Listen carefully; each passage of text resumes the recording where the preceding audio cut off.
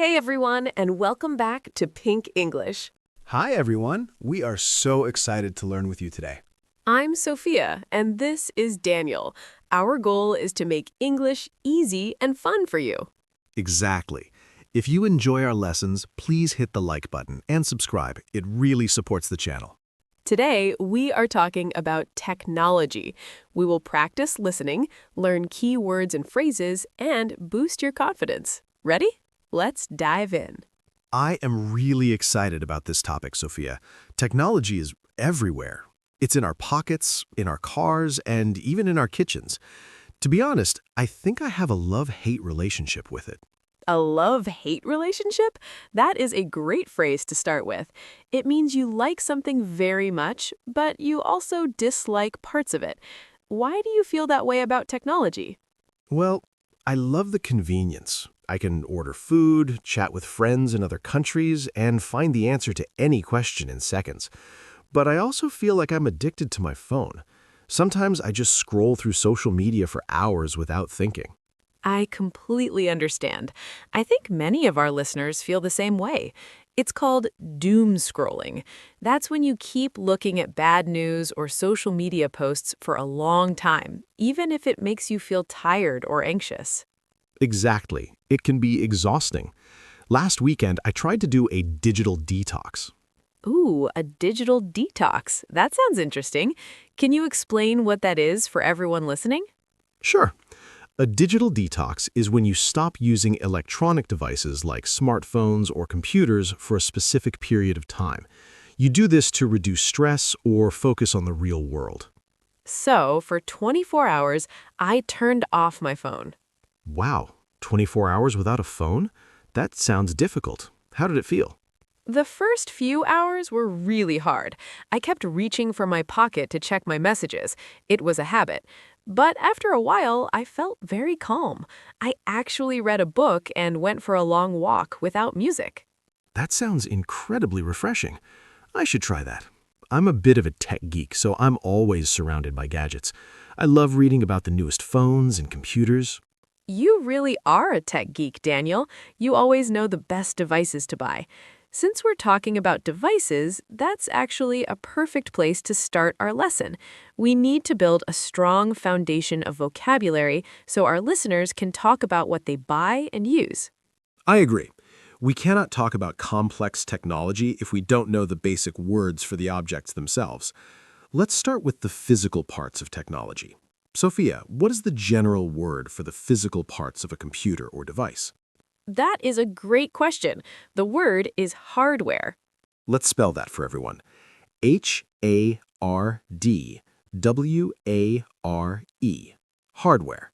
Hardware refers to the physical components of a computer or electronic system. These are the things you can actually touch. For example, the monitor, the keyboard, and the mouse are all hardware. Right. So if I drop my phone and the screen cracks, I have damaged the hardware. Exactly. And inside the computer, there are many smaller pieces of hardware. We often call these components. Let's spell that clearly. Component. Component. A component is a part or element of a larger whole. In technology, it usually means the internal parts, like the memory chip, the battery, or the processor. I like that word. It sounds very professional. If you take your laptop to a repair shop, you might say, I think a component inside is broken. It sounds much better than saying, the thingy inside is broken. The thingy is definitely not professional English. Now, speaking of hardware, there is a specific category of hardware that has become very popular recently. Things like smartwatches or fitness trackers. What do we call those? Those are called wearables. Let's spell it. Wearables.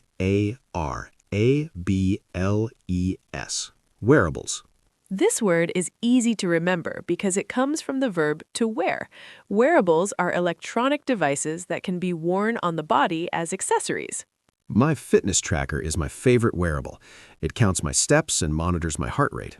Do you own any wearables, Sophia? I do. I have a smartwatch.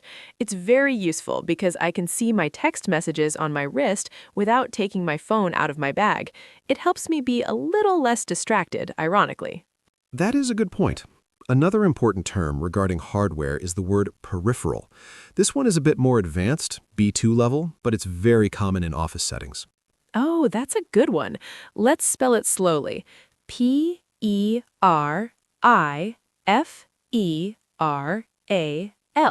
Peripheral. Peripheral is an external device that provides input or output for the computer. It's not the main computer itself, but it connects to it. Right, so a printer is a peripheral, a scanner is a peripheral, even a webcam is a peripheral.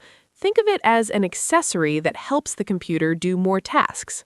Exactly. I recently bought a new peripheral for my home office. I bought a mechanical keyboard. It makes a very loud clicking sound when I type. Oh, I know those keyboards. They're very satisfying to use, but they can be annoying for people sitting next to you. Lucky for me, I work from home most of the time. But buying that keyboard made me think about another important concept, looking after our bodies when we use hardware.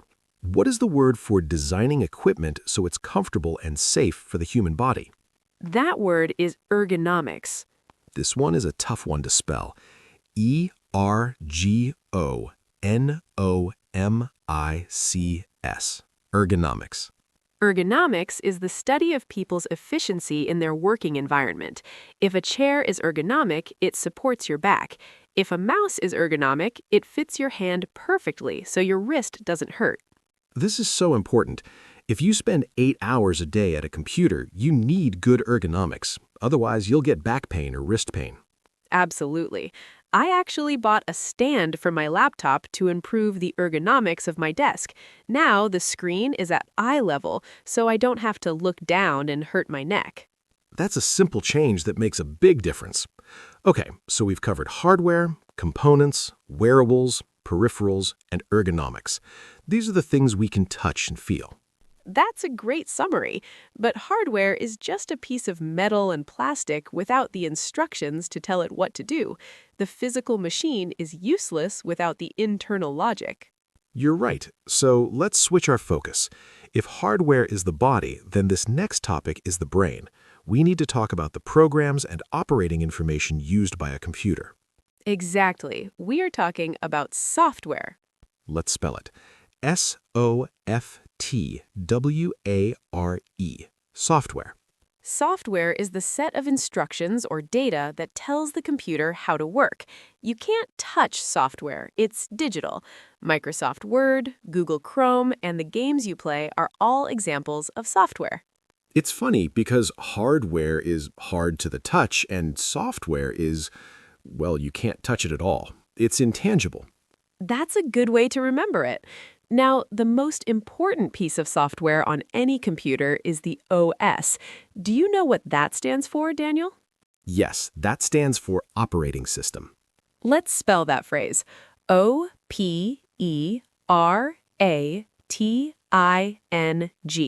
Operating. SYSTEM. System. The operating system is the main software that manages the computer's memory and processes. It allows you to communicate with the computer. Common examples are Windows, Mac OS for Apple computers, or Android for phones. Without an operating system, your computer would just be a blank screen. It manages everything. Now, when we open a piece of software, we interact with it through a screen. The buttons, the menus, and the icons we click have a specific name. Ah, you are talking about the interface. Yes, let's spell it. INTERFACE. Interface. An interface is a shared boundary across which two or more separate components of a computer system exchange information. But simply put, it is what you see on the screen and how you use it. Right. A user-friendly interface means the program is easy to use. The buttons are big, the text is clear, and you know exactly where to click. I hate it when an app has a bad interface. Sometimes I download a new app and I cannot find the menu or the settings. It is very frustrating. I usually delete it immediately. Me too. A good interface is invisible. You don't notice it because it works so well. Now, lots of modern software doesn't just stay on your computer, it sends data to the internet. We often say we are saving our files in the cloud. This is a buzzword we hear everywhere, the cloud. Let's spell it. C-L-O-U-D, cloud.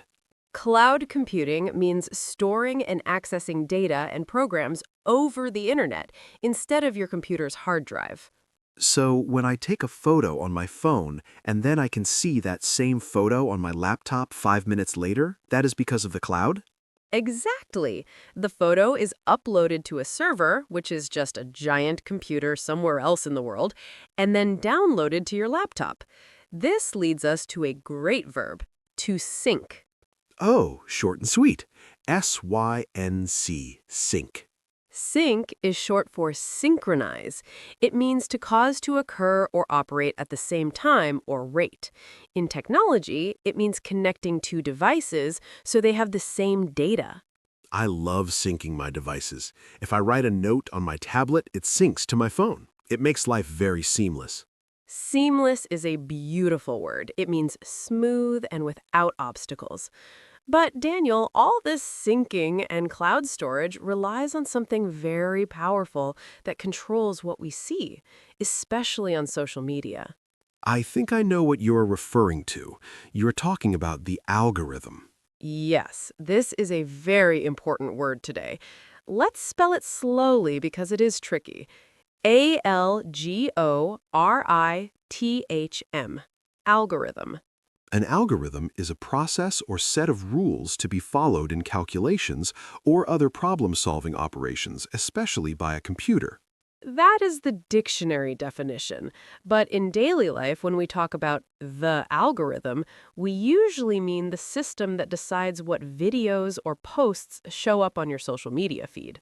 Right. If I watch one video about cooking pasta, the algorithm thinks, oh, Daniel likes cooking, and suddenly my whole feed is full of pasta videos.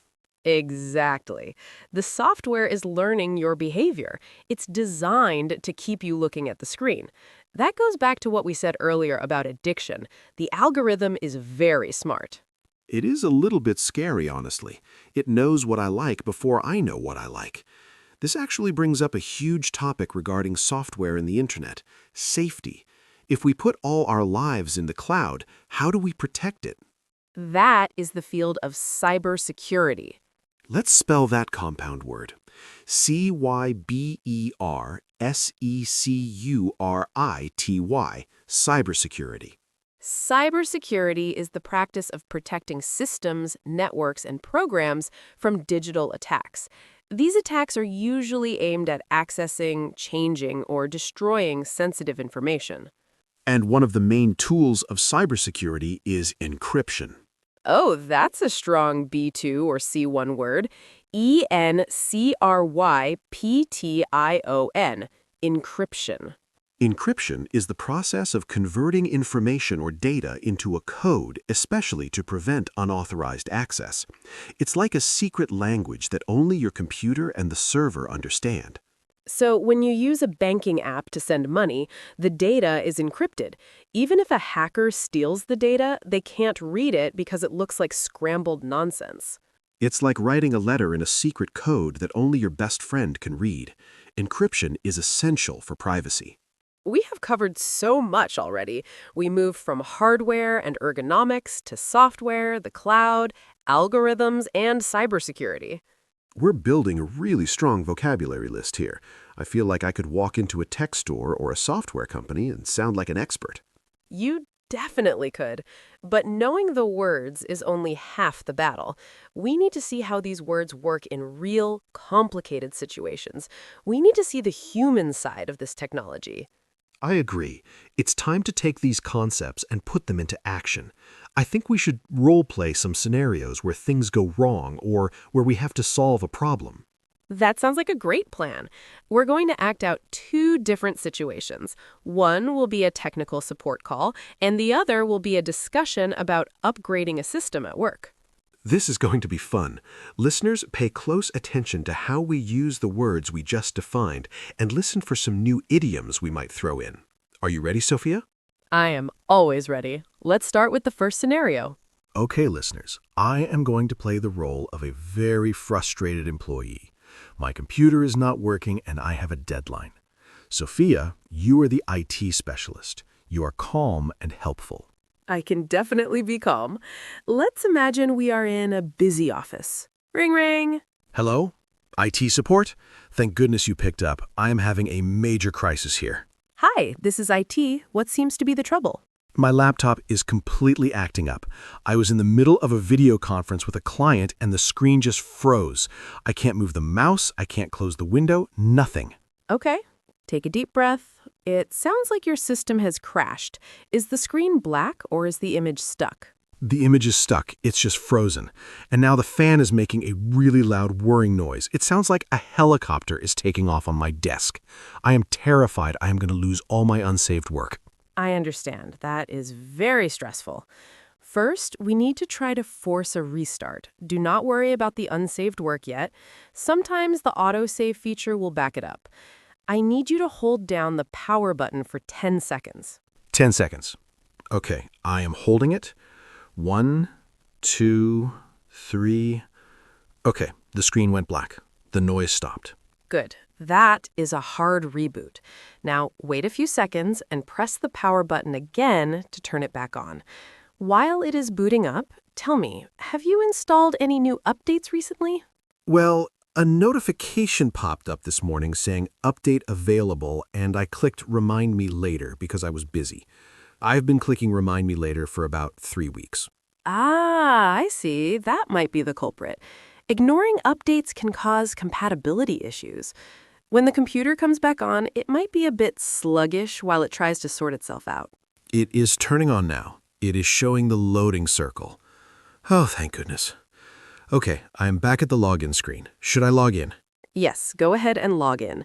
But before you open your video conference app again, I want you to run a quick diagnostic check. Do you see the shield icon in the bottom corner? Yes, I see it. Click that and select Scan for Issues. We need to make sure there isn't a bug or a virus causing the crash. Okay, it is scanning. It says no threats found. That is a relief. But honestly, this computer has been on the fritz for a week. Yesterday, the keyboard stopped working for an hour. If it has been on the fritz for a week, it might be a hardware issue, not just software. It sounds like your machine is overheating. Is it sitting flat on the desk? Yes, it is right on top of a stack of papers. That's the problem. The vents are blocked. The computer cannot breathe. You need to keep the vents clear so the air can flow. That's probably why it froze. It got too hot and shut down to protect itself. I had no idea. I will move the papers immediately. Wow, I feel a bit silly. I thought it was a virus, but it was just a pile of paper. Don't feel silly. It happens all the time. Just let it cool down, install those updates you've been ignoring, and you should be good to go. Thanks, IT support. You're a lifesaver.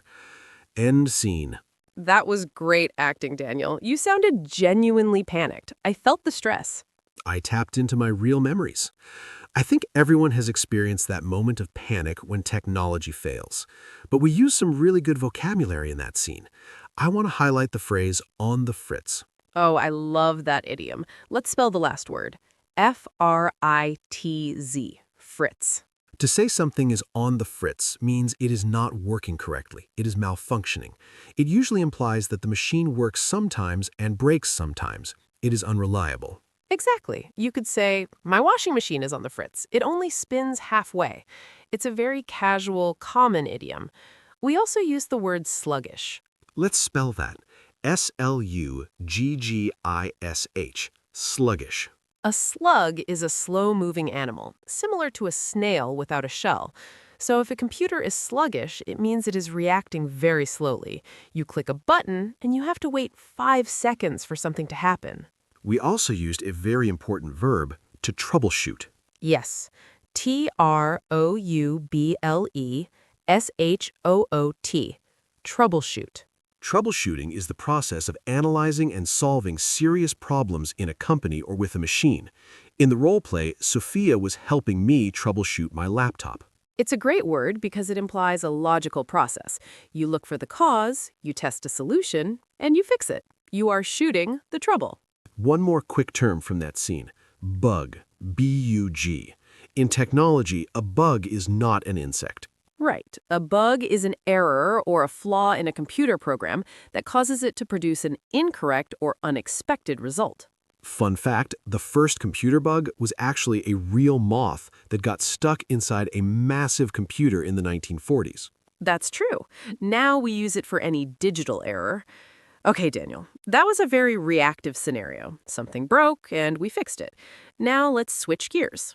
Switching gears. I like that transition. What's the next scenario? In this next role play, we're going to look at the future. We're colleagues in a business meeting. I'm proposing that we adopt a new, very advanced technology for our company. You are skeptical. You're not sure it's a good idea. Oh, I get to be the skeptical one. I like it. So you want to change how we work, and I want to keep things the same. Exactly. This is a very common conflict in the business world. Adoption of new tech versus the comfort of the old ways. Ready? Ready. Let's do it. Daniel, thanks for meeting me. I wanted to walk you through the proposal for the new AI-driven customer service platform. I really think this is the way forward for the company. I have looked at the proposal, Sophia, and honestly, I have some reservations. We just upgraded our system 2 years ago. Why do we need to change everything again so soon? I understand your hesitation, but technology moves fast. The system we're using now is already becoming obsolete. If we don't upgrade, our competitors are going to leave us behind. Obsolete is a strong word. Our current system works fine. My team knows how to use it. If we bring in this new AI platform, the learning curve is going to be incredibly steep. It will take months to train everyone. It is true that there will be a learning curve. However, this new interface is very intuitive, and think about the long-term benefits. This software uses automation to handle the simple queries. That frees up your team to focus on the complex problems.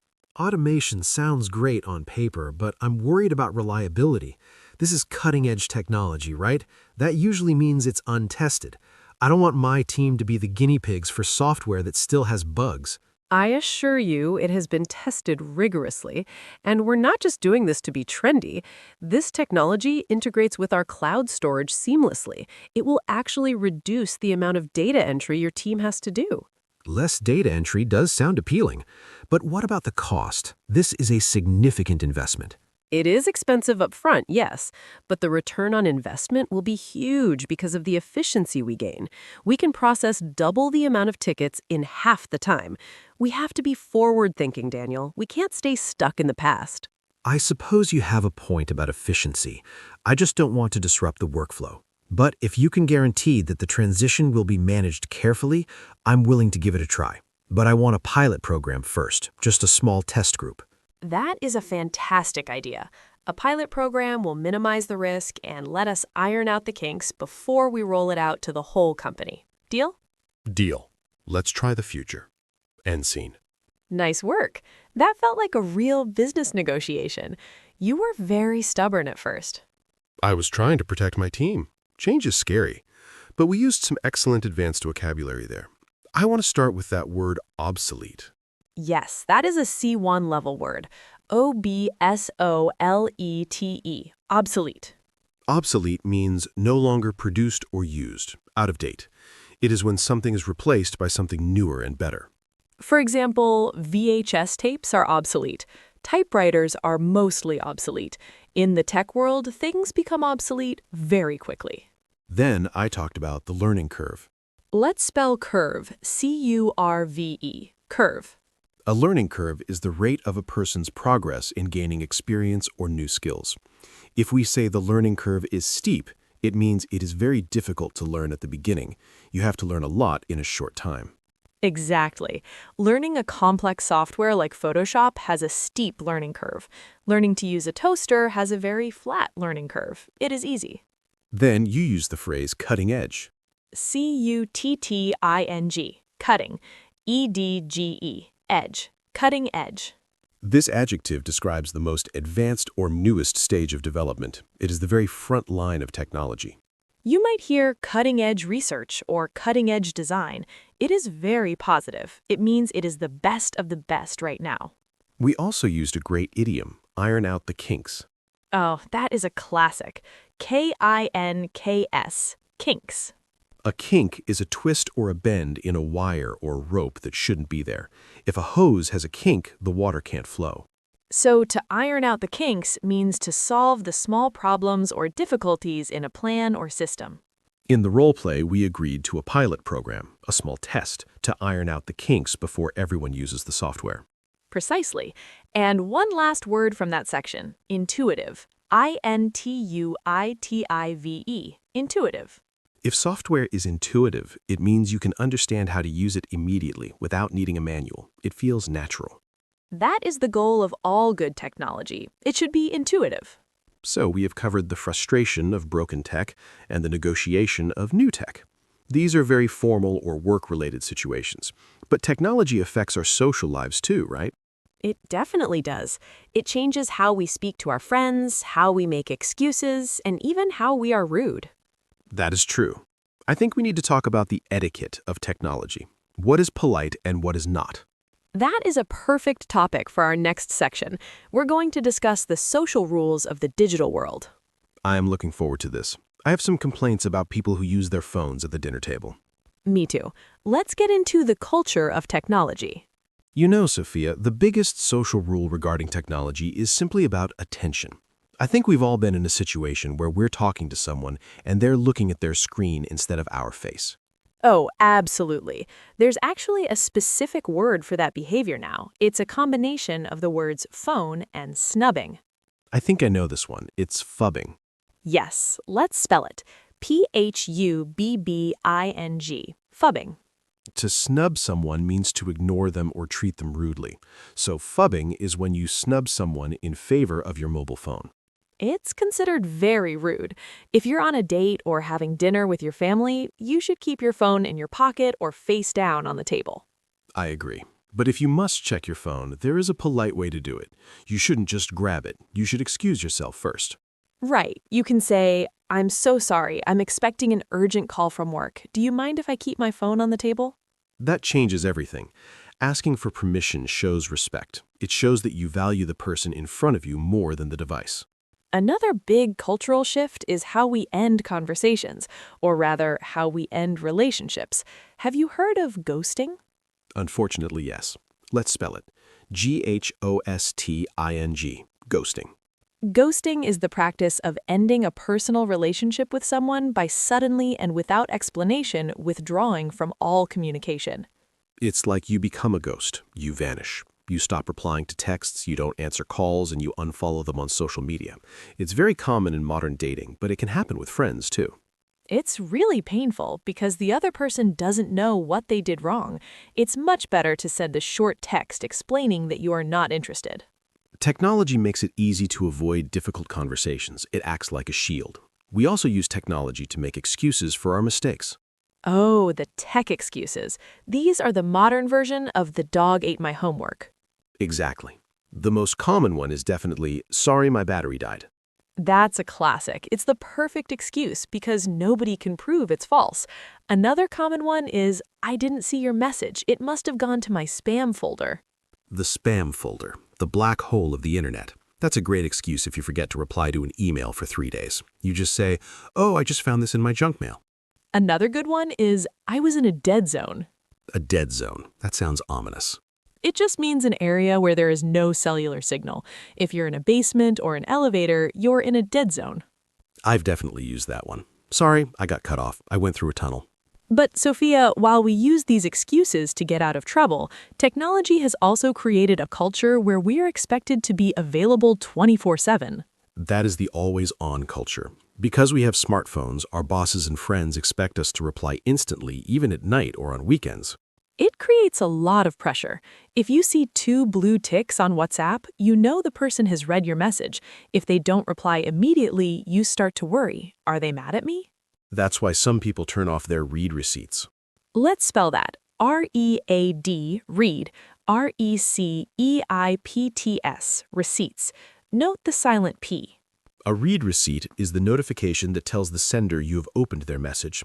Turning them off is a way to reclaim your privacy. It allows you to reply when you're ready, not when the technology demands it. That is a very healthy boundary to set. Speaking of boundaries, do you think it's rude to call someone without texting first? That is a very interesting debate. For the younger generation, calling someone unexpectedly is almost like walking into their house without knocking. It feels aggressive. I feel that way sometimes too. If my phone rings and it's not my mom or my wife, I think, what is wrong? Is it an emergency?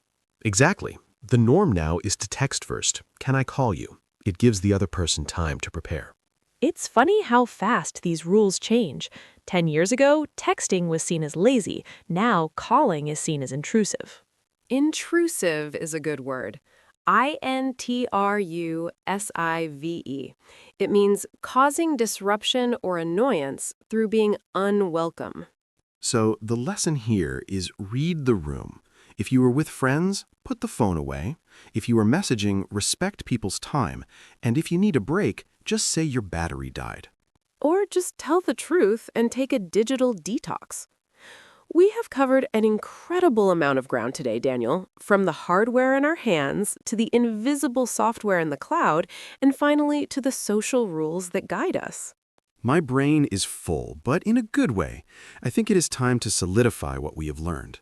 We introduced a lot of new vocabulary today. We certainly did. Let's do a vocabulary masterclass. We will pick the 10 most important words from this episode and review them one last time. I am ready. I will start with the first one. Go for it. Word number 1 is hardware. Hardware refers to the physical parts of a computer or electronic system, like the screen, the keyboard, or the mouse. If you can kick it, it is hardware. Word number 2 is component. A component is a part or element of a larger whole, usually inside the machine. For example, a memory chip or a battery is a component. Word number 3 is wearables. Wearables are electronic devices that can be worn on the body, such as smartwatches or fitness trackers. Word number 4 is ergonomics. Ergonomics is the study of designing equipment so it is comfortable and safe for the human body, helping to prevent back pain or wrist strain. Word number 5 is software. Software is the set of instructions or programs that tell a computer what to do. You cannot touch it.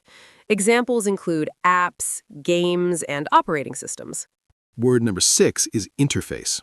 The interface is the point where you interact with the computer. It's the screen, the menus, and the buttons you click. A good interface is user-friendly. Word number 7 is algorithm. An algorithm is a set of rules used by a computer to solve problems. In social media, the algorithm decides which posts you see based on your past behavior. Word number 8 is cybersecurity. Cybersecurity is the practice of protecting systems and networks from digital attacks and hackers. It keeps your data safe. Word number 9 is sluggish. Sluggish describes something that is moving or reacting very slowly. If your computer is old or has too many programs open, it might become sluggish. And finally, word number 10 is obsolete. Obsolete means no longer produced or used because something newer and better has replaced it. Old technology becomes obsolete very quickly. That is a powerful list. If you can use these 10 words correctly, your English level regarding technology is definitely B2 or higher. I agree. You will sound professional and knowledgeable. Now, before we go, we have our question of the day for our listeners. We love reading your comments, so please answer this. What is one piece of technology you absolutely cannot live without, and why? Is it your smartphone, your coffee machine, or maybe your noise-canceling headphones? For me, it is definitely my dishwasher. I know it's low-tech compared to a computer, but it saves me so much time. That's a valid choice. I think for me, it's my GPS. I have a terrible sense of direction, so without it, I would be lost every day. We can't wait to read your answers in the comments below. Thank you so much for joining us on this deep dive into technology. We hope you feel more confident talking about gadgets, software, and the digital world. Remember, learning a language is like upgrading your own internal software. It takes time, but the results are worth it. If you enjoyed this lesson, please give us a thumbs up and subscribe to the Pink English channel. It helps us create more free content for you. Hit that notification bell so you never miss a lesson. I'm Sophia. And I'm Daniel. Keep practicing, stay curious, and we will see you in the next video. Bye for now.